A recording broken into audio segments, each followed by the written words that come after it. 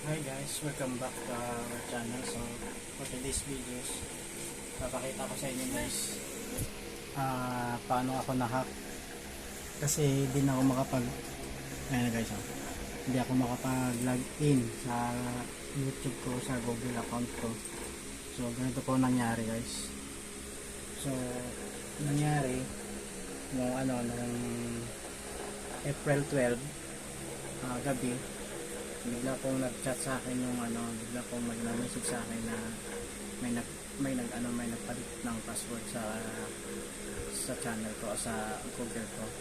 So nung login ako ng siguro mga 2 hours, yung tinype ko na yung password ko, hindi na mabuksan, na siya, pinalitan na lahat ng mga information, lahat ng mga email ko, backup email, backup number, lahat pati yung security.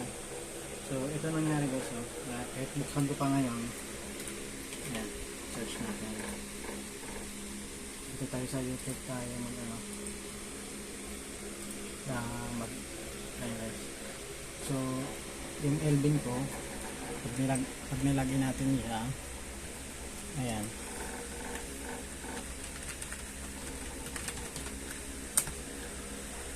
ayan guys, 2 days na siya. 2 days na siyang change password kasi na yun 14 na yan. So kahit i-recover natin siya, kunwari forget password natin.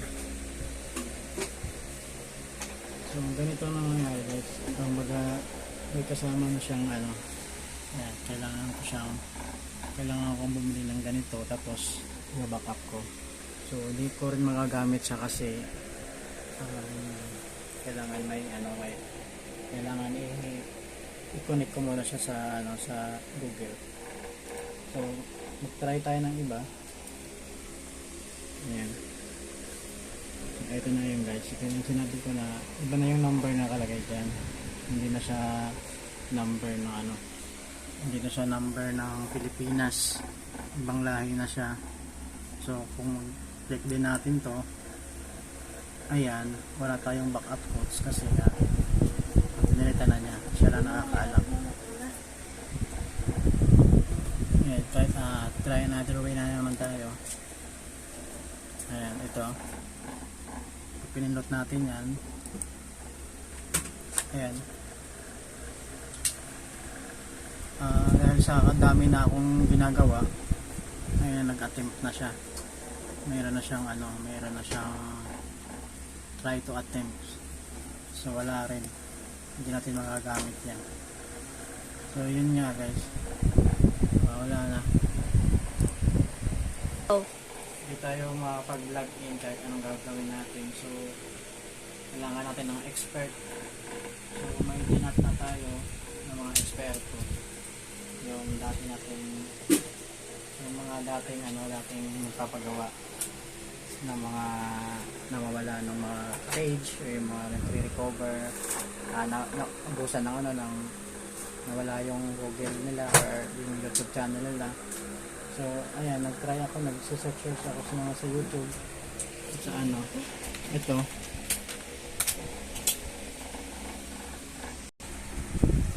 So ayan guys, kinontak na natin si Rodin. Alam ko siya lang makakasagot nito. At alam ko marami na rin siyang natutulungan. So ayan, nagre-reply na siya.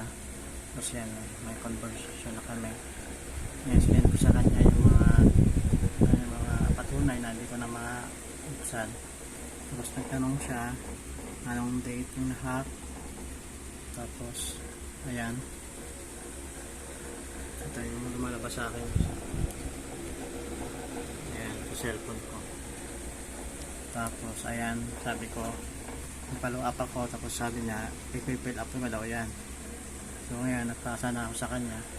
Ayan, tapos sabi niya proceed na natin. Ayun, hintayin na lang natin kung ano yung sasabihin sa kanya. Go. So hanggang dito lang muna guys, update ko na lang ulit pagka kung ano yung feedbacks, kung ma-recover pa ba o hindi na, o tuluyan ang mawala. Kasi sa tingin ko guys, na hijack siya, na phishing or di kaya decision hacking or hijacking.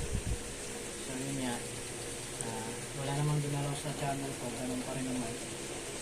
Pero hindi natin makapag-access.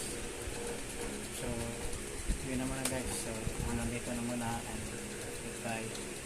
See you.